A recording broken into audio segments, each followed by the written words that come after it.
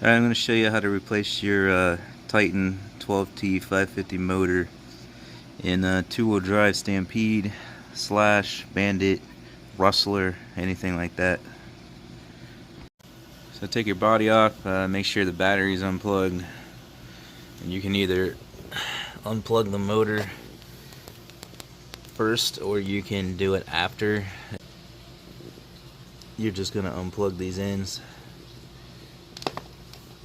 Grab it here with one hand, grab here with the other, and you gotta kind of wiggle and pop those out. Okay, 2 screws holding your cover on there, one on top and one on the bottom down there.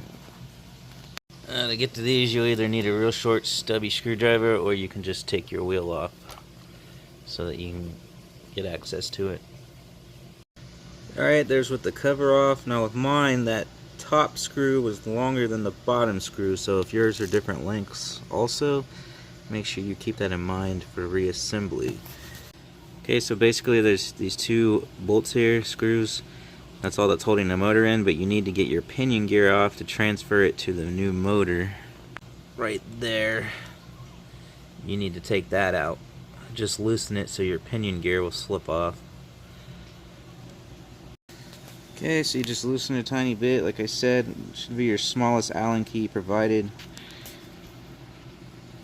And then your pinion will just slide off like that. And then you take these 2 screws out and your motor will come out. Alright, so there's the old motor out.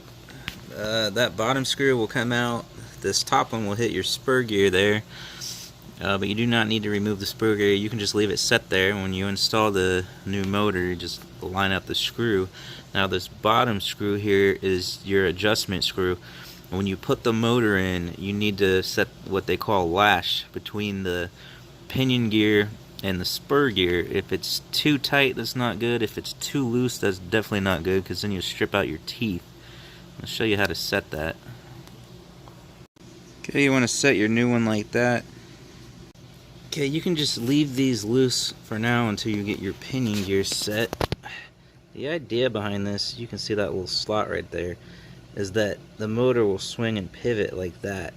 So you can adjust your whatever it's called. But mine doesn't really move a whole lot, maybe a millimeter or two. I think, you know, it should have more room of adjustment than that. Maybe yours will, maybe it won't, but mine doesn't really move. Shit. So you'll slide your pinion gear back on, and there's a flat side to the shaft here, and that's where you want that little screw facing, so you can tighten it up against that flat part there. Okay, so you need the gear slid up like that so it lines up, pinion and spur line up. Then you tighten down your little set screw there. You want to adjust how tight the gear meshes. There's a little trick where you can run a piece of paper through there, and then you spin the paper through, and the paper should come out basically zigzagged, but in one piece, no tears or anything like that. But it's really not that difficult. You just set it in there.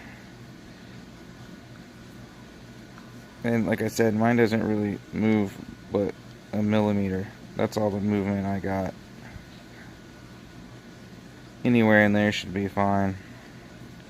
You don't want it backed out too far, or when you hit the gas, you can strip out the tips of your plastic gear there. If you push it in too far to where it's too tight, you can cause stress also. So once you have the gear mesh set the way you want, then you can tighten those screws down, make sure it doesn't move while you're tightening it. And it's a good idea to use thread lock on all these little screws when you're reassembling this, so that the vibration doesn't let your screws back out and your car fall apart on you. Okay, I got my cover back on. Again, my top screw is longer than the bottom. Go ahead and plug this motor back in, obviously black to black, red to red. Make sure it's plugged in all the way. Gotta throw my wheel back on, and then we're done. Okay, you'll actually feel those snap or click a little bit when they're actually plugged in all the way. So just keep pushing and twisting until you feel it or hear it well, you can't hear it until you feel it click into place, and then you're all done. So that's the install video. Now I gotta take it out, and you actually have to break in these new motors. So I didn't know that when I first got this, so it's actually amazing that it lasted as long as it did. I ran the crap out of it, I don't know how many times, mud and water and everything, and with these bigger tires, before I finally burnt up the original motor. So we're gonna break in this new one properly. So now on to the break-in video.